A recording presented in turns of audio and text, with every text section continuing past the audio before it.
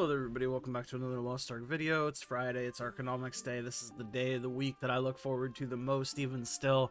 I just like Arkonomics, man. It's just some bullshit where we get to look at stuff and fucking talk about whatever.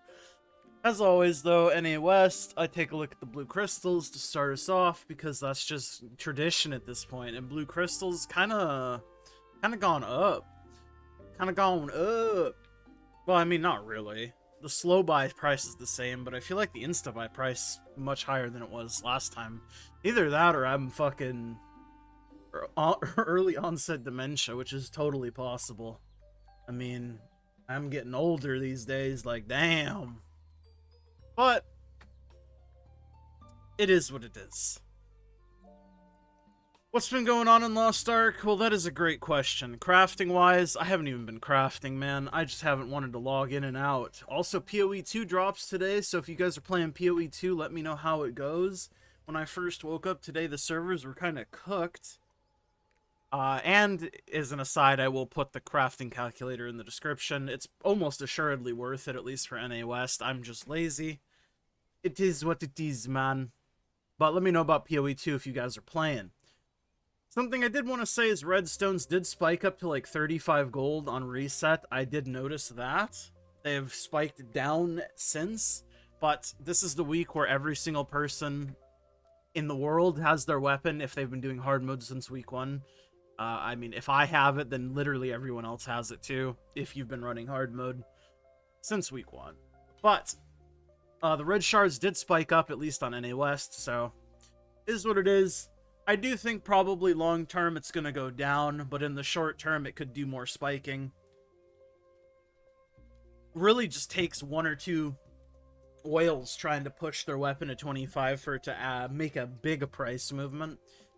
And I did get a couple comments asking me about the shards and do I think you should invest in them? And honest to God, I don't feel comfortable ever telling what they should or shouldn't do, right?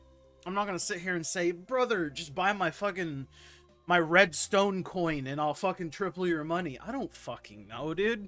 If the things that I'm saying make sense to you, then you can make a decision based on your own feelings, right? And I think that's the way to do it. Also, I would never recommend going all in on something. Like, even if I was going to invest in redstones, I would not put 1.2 million gold in. Because I'm just using 1.2 million gold because that's how much gold I have. So even if I wanted to invest, I would not put 1.2 million gold into it. This is a lot of stock, though. My God. That 30 wall is, like, probably never coming down. They're going to try to tear down that wall, but that wall ain't getting teared down. I don't know, though. I think the real price was to be made on reset when it spiked up. Is what it is. Radiant Leaps being 60-something plus gold is kind of crazy. 70 gold almost on the recent prices. I don't know what's going on with Radiant Leaps, but something ain't right there. And by something ain't right, I mean the game ain't right. The way that they're doing us dirty. Give me some more leapstones, man. Destiny leapstones are just chilling at 50 gold. Radiants are almost 70 gold. That's fucking wild, man. Again, it doesn't surprise me, though, because you can kind of see this, too, from the before times, where the express passes don't give you enough materials to get to the next tier of material. So, Radiant Honor's supply is much lower, but when events and passes come out, people still need them. And people like to get their shit done ASAP rather than wait. Because that's just the nature of people. I don't know, man. Shard bags are kind of cheap. These have been significantly cheaper than I had thought they would be, like, pretty much the entire time. Lava's Breath went up a lot. This is not something I am surprised to see either. And I kind of made mention of this last week, too. Basically, if I had done the 2 things that I was fairly confident were going to go up, I would have made money. So, it's good to see that I'm not totally off my fucking rocker.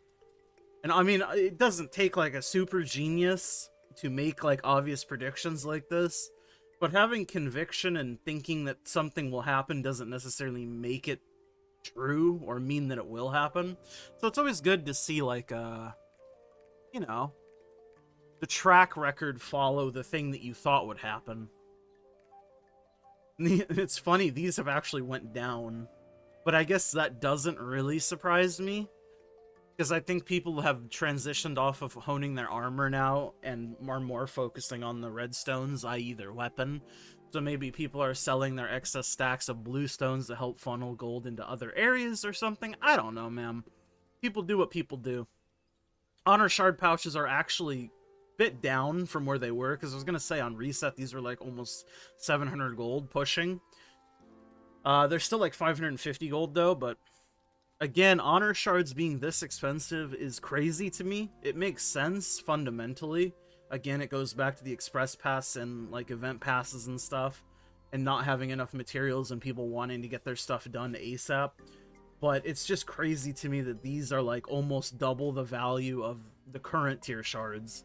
I mean, not quite. These are like 370 and this was like almost 700 at its peak.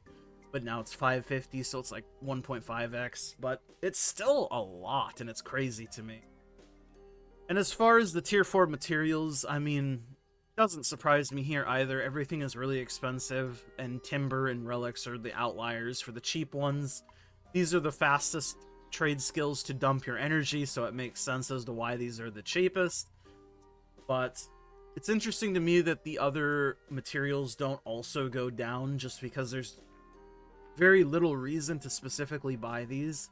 There is still some unique reason. Obviously, these have different crafting recipes that only these can make. But the main reason why you buy these is for fusion mats, right? It is interesting. Let's take a look at Sidereal Energy. What is Sidereal Energy saying? Sidereal Energy is saying 620k. Average day price was 720. Damn, these spiked up. Fucking Mr. Moneybags over here? Fucking Mr. Monopoly himself? Was he trying to make an Ester weapon?